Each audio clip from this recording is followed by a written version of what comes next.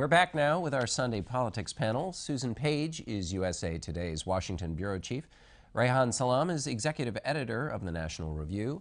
Audie Cornish is host of All Things Considered at NPR. And Balz is chief correspondent at the Washington Post. Reihan, I want to start with you. What have we learned about Donald Trump from the people he's picked? Well, we've learned that he's drawing on a very broad array of people, ranging from loyalists to a lot of Republican regulars. I found the pick of Elaine Chao as Secretary of Transportation to be a particularly telling one. Elaine Chao is not someone who is an old-school Donald Trump loyalist, yet she is someone who had served in cabinet before as Secretary of Labor, and she is, of course, also the wife of the Senate Majority Leader, Mitch McConnell. So that is a sign that, hey, maybe transportation is indeed a very high priority, and he is thinking about legislative strategy. At the other end of the spectrum, you have the designate for Attorney General Jeff Sessions, who distinguished himself by being an early, staunch supporter and someone who's really shaped Donald Trump's views on immigration policy. So I'd say that those are two ends of the spectrum: a loyalist and also someone who is going to be facilitating Trump's ostensible future role as a deal maker. Dan, do you think we have an administration shaping up where Donald Trump goes out and does what he did with the carrier deal, has a big flashing moment, and leaves the details to other people? Or what do we know in terms of, or can we know even at this point about the kind of separation of duties between Donald Trump and the people he picks to head these departments, or even his vice president? John, I think there's still a lot we won't know until he's actually in power. We are beginning to see some signs of it, and I think certainly in the terms of the cabinet picks and the kinds of things he's done, there's the two Donald Trumps, some of which we saw during the campaign. There is the Donald Trump on the one hand who is unpredictable, who likes to mix it up, who wants to stir the pot, who will continue to tweet things that will upset people. And we also saw at certain times in the campaign, and we're seeing in the selection of the cabinet, a Donald Trump who in some ways comes off as a generic Republican. And I think that that's going to be the tension within a Trump administration. Which is the more significant? Who's really running things? Is he really running it, or is he being guided by others, particularly those sort of in the Republican mainstream? My guess is that Donald Trump will continue to try to shake things up. Susan, Newt Gingrich, who's been a critic of Mitt Romney for Secretary of State, seemed to be, in our conversation with him today, maybe okay about Mitt Romney being Secretary of State. What do you make of that post in particular? It's taken longer. There's been this public conversation about it.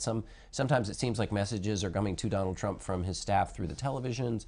What do you think is going on there? I think it's interesting and not surprising that he's taking a little time with Secretary of State. No more important appointment that he'll make. And you see the competition between a loyalist, somebody who was with him, Rudy Giuliani, and his fiercest critic, Mitt Romney. I do think that there are signs that they're looking for maybe some additional names.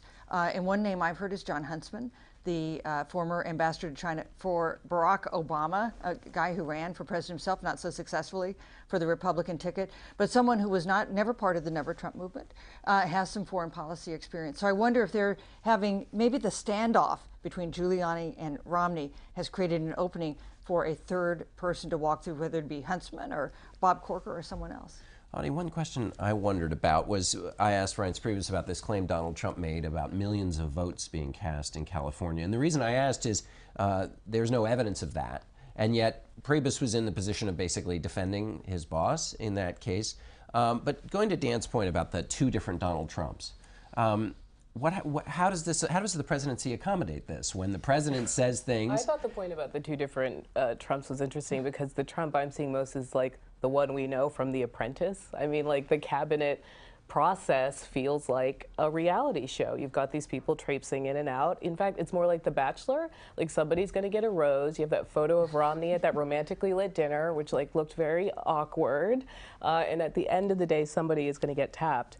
But one question is, if you take a position with the Trump administration, how much say do you have? Like, right, will you be listened to? Will you be respected? What are the ramifications if you decide you can't do it anymore and want to resign or want to step aside? I think anybody who wanted the State Department job, for instance, and saw what happened with Taiwan in the last, week is probably thinking, what does it mean to take this gig? You know what struck me, though, in the months since the election is, that civil war that I and others predicted in the Republican Party? That isn't happening. This is Donald Trump's party. Yes, victory tends to make everybody. And Donald Trump has actually been pretty skilled, I think, in both rewarding loyalty with some, but not with everybody. Giuliani still didn't have a job.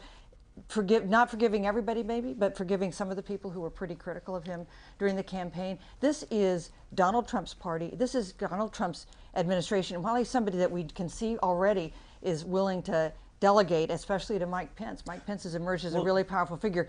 This is his administration. To offer a somewhat different perspective, I think about this through the lens of the past. So if you think about Jimmy Carter and Bill Clinton, here were two figures who in a lot of ways were very unconventional Democrats. Jimmy Carter ran really in opposition to the Democratic Party in lots of ways. He was a very idiosyncratic figure, and actually his Democratic coalition was very different from the Democratic coalition that emerged in later years, and he struggled as president. He was a governor from Georgia who came in without the support of the Congressional Democratic Party. So that was kind of a disaster.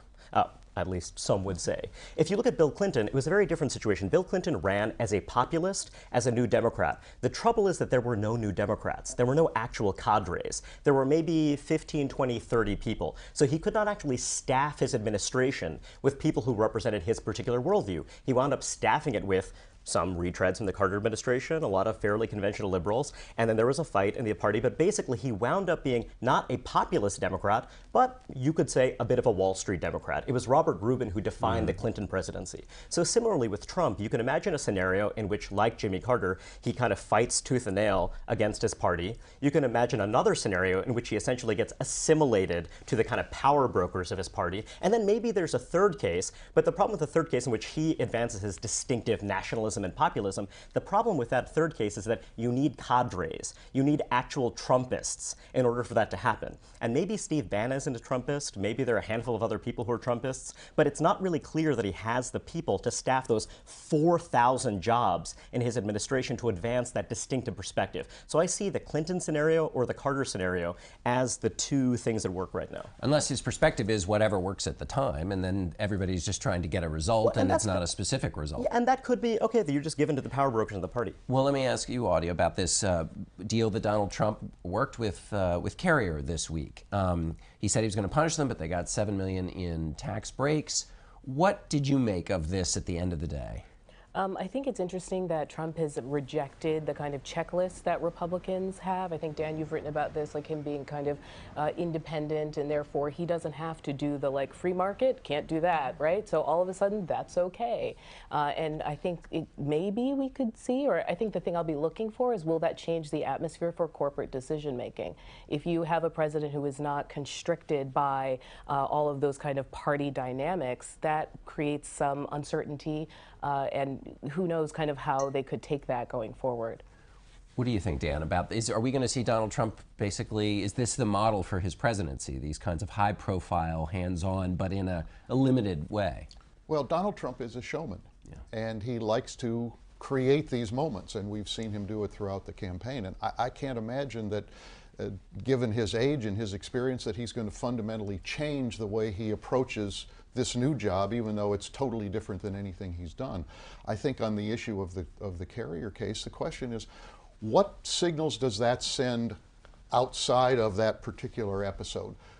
Is it incentives to other companies to try to come in and bargain with him? Does it create some sense of intimidation that the President of the United States is going to call you out if he sees you doing something that he doesn't like?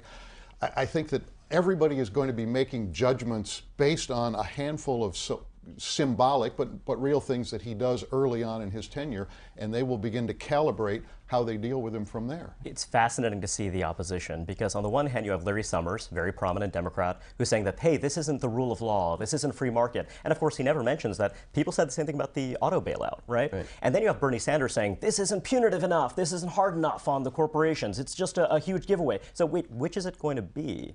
And I think that in that is room for maneuver for Trump. Right, and you have Sarah Palin calling it crony capitalism, right, so indeed. You have it. There's no ideological test for Donald Trump. He is not an ideological guy. He is whatever the result is. Maybe it's whatever looks good. I mean, and that gives him, it seems to me, tremendous sway and probably a great deal of irritation for other Republicans in Washington. All right, we're going to cut it there for a moment, and we'll be right back. Stay with us.